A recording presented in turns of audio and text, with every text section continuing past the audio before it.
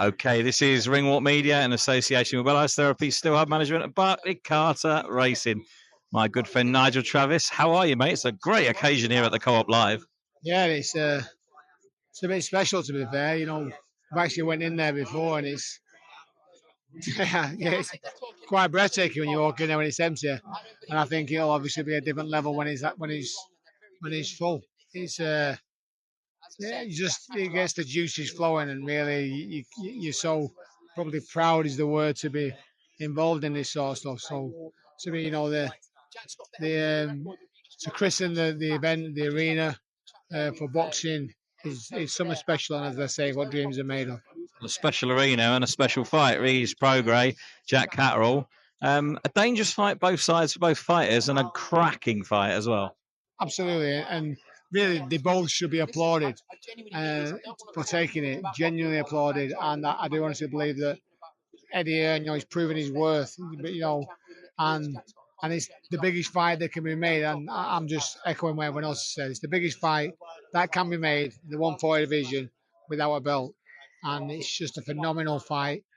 Very dangerous, but one that we understand the dangers of. And obviously, I heard that I heard what Progress team said about them being millions of miles ahead, and I don't see it. So we're confident, very, very confident, and we believe that Jack will do a number on Regis Progress. We really do. What do you think? Why did you choose to take the Prograis fight over the Barbosa fight? Because Jack probably would have got a little bit more money, and also probably would have been a mandatory for that fight. It would have been an eliminator, wouldn't it? Listen, it's all about business, and again, I'm not the businessman as such, but it's about getting the fights. And if Barbosa is not willing to fight, then who do you fight? So Jack could have sat on his laurels. Jack could have gone on holiday, on a honeymoon, and get away and enjoy, time with his wife and his daughter.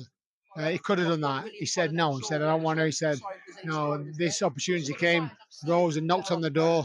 And when opportunity knocks, you got to grab it, and that's what he's done. So he said, "Give me the biggest and the best fight you can get," and he's got it. So he's got arguably a tougher fight for me. Arguably a tougher fight. Barbosa, I think, is a little bit more straightforward. But regardless, I think that Regis Prograis is a phenomenal fighter, and we obviously give him the respect that he deserves. And now we'll go into camp and we're ready. And Jack's been in camp. Jack's really not been out of camp as such. And Jack's been working and straight back in. He got married. He had a week off after he's married, and then bombed straight back in. So phenomenal. Have you recovered from the wedding yet? Yeah, it was a beautiful time. It was such a glorious time for me, for my family, for Jack and his family, and all our team's families. It was a great occasion. I'm proud, that in my position of being best man, it was phenomenal. It was just a great thing to be involved in, and it's a blessing. Jack's a good kid, and I'm very proud that he is what and does what he does. So yeah, but yeah, I had a sore head for a while, but I'm okay now. Tell you what, mate, I saw the pictures that he put up of you as best man. I've never seen you looking so bloody beautiful in my life, mate. It's not for me, really, and I say that with the greatest respect and love in the world. It's getting. I think you should start wearing a little bit of suit, mate. You look swish, mate. Yeah, I'd never get away with it. I get laughed out of town. Nah, listen, it was nice. It was nice for my missus to say, my missus, see me dressed up because this is my attire day after day after day. So it is what it is. Listen, it's a great fight, and he's going to make history here because he's going to be the first, in effect, main event at the new Co-op Arena for the boxing side of things. It's a big honour for a Manchester lad to come and do that in what is now Manchester's best arena. Yeah, certainly. Obviously, Jack's an hour away, just short of an hour, surely, but genuinely, it's a very proud moment for him, for us, for our team, for everybody involved. And for Matchroom, I suppose. Matchroom to unveil it, to christen the arena. Hopefully, the numbers come out, and we'll see what it has to offer because the Jack's last fight, obviously, Taylor in Leeds. The atmosphere was as good or if not the best I've ever been a part of. It really was. It was just something a different level, and that's and that's from 10,000 people.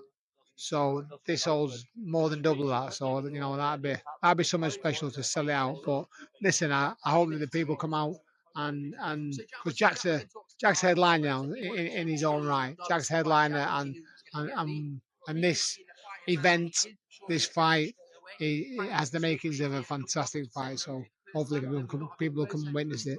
We can't wait, and I think the atmosphere is going to be great, and it's going to be nice to see two very, very, very top class fighters, world class fighters.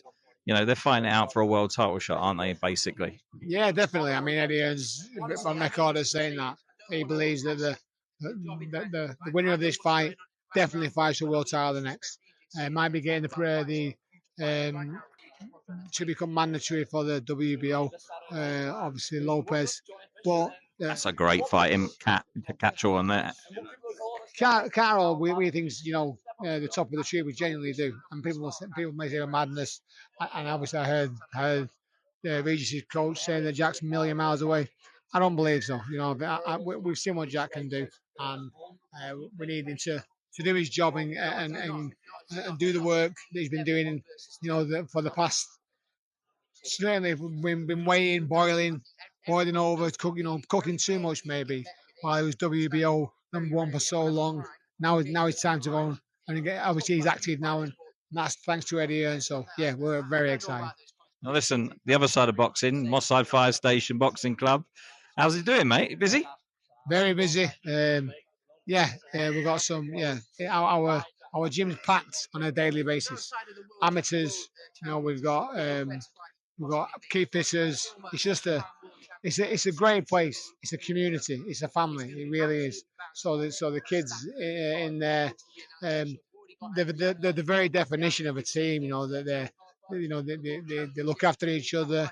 They're just different cultures, different people, different sexes, different every single. If it was a tick box exercise, you'd need more boxes and more pens and more paper because it's just the diversity of it is phenomenal, and we're in a very blessed position that they entrust us with their lives. But yeah, it's going phenomenal, and we're making a difference. Just trying to do our best, and God willing, people appreciate that, and we'll see what happens for the next chapter because we're going to build, and we're going to build. That's where we are. Oh, I've got a little bone to pick with you. I was interviewing on Saturday night. I was with Ricky Hatton and one of his fighters, Ibrahim Nadeem, and Jack Murphy. And the little fuckers done me. They debagged me. And it's all because you started it. To be fair, I didn't. You did? Nah, listen. I've just done a few high profile ones, but Tommy Corrall's done higher profile. Did Eddie Hearn, which is probably the high profile one. He's due again, He's only over there now. He's gone. Maybe. That's the first thing I check.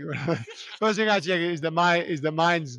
I'm tied up, and to see who's got it. But listen, I'd rather be famous for something different than debagging people. So we'll see. When I'm interviewing Jamie and you're around, I always do my interviews with my hand in my pocket now, mate. Fuck you. I try. Listen, Nigel, always a pleasure to speak to you, mate. Grateful for your time, and we'll keep our fingers crossed. It's a sensational August 24th for your man. God willing.